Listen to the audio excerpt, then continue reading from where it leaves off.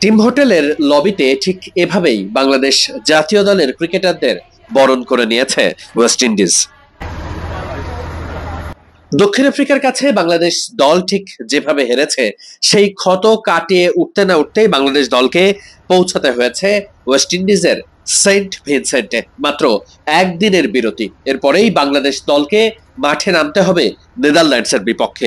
বিশ্বকাপের সুপার 8-এ উঠতে হলে বাংলাদেশ দলকে অবশ্যই নেদারল্যান্ড এবং নেপালের বিপক্ষের ম্যাচ দুটোতে জিততে হবে।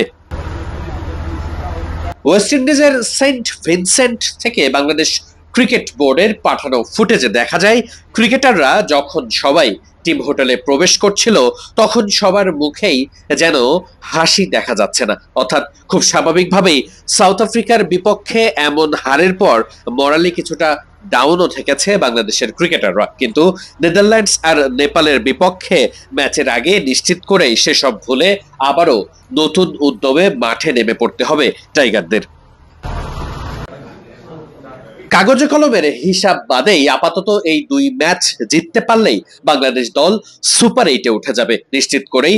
বাংলাদেশ থেকেও খর্বকাই শক্তির নেদারল্যান্ডস এবং নেপালের বিপক্ষে সেই সুযোগটা হাতছাড়া করতে চাইবে না শান্ত বাহিনী। ভারতের বিপক্ষে প্রস্তুতি ম্যাচে ইনজুর্ড হয়ে থাকা শরীফুল ইসলাম ইতিমধ্যেই ফিট হয়েছেন, যদিও তার বদলে খেলা তানজিম সাকিব দারুণ বোলিং করেছেন। তাই একাদশে জায়গা পেতে হলে শরীফুলকে হয়তোবা অপেক্ষায় থাকতে হবে আরো কিছুটা। যুক্তরাষ্ট্র পর্ব আপাতত শেষ, বাংলাদেশের বাকি দুই ম্যাচ এখন ওয়েস্ট ইন্ডিজে এর আগেও বাংলাদেশের খেলার বেশ সুখস্মৃতি রয়েছে। বিশেষ করে টি-20 ফরম্যাটে বাংলাদেশ ওয়েস্ট ইন্ডিজের মাটিতেই ওয়েস্ট ইন্ডিজকে হারিয়েছে এক সিরিজে। তাই তো বাংলাদেশ দল সেই অবস্থানেই ফিরে যেতে চাইবে।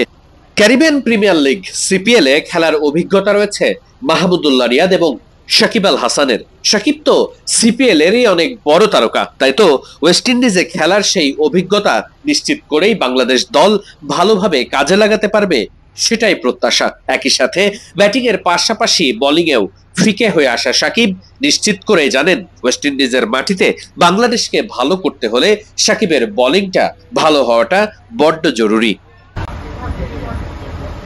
সাউথ আফ্রিকার বিপক্ষে ম্যাচ হারলেও বাংলাদেশ জাতীয় দলের লড়াকু মনোভাব প্রশংসিত হচ্ছে সবখানে। আম্পায়ারদের সিগন্যালটা পক্ষে আসলে ম্যাচটা জিততেও পারত টিম টাইগার্স।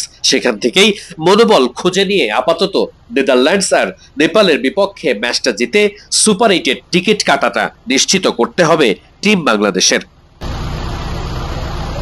ওয়েস্ট ইন্ডিজের সেন্ট ভিনসেন্ট থেকে বিসিবির পাঠানো ফুটেজ নিয়ে আপনাদের সামনে ভিডিওতে কণ্ঠ দিয়েছেন ওয়াহিদ মুরাদ।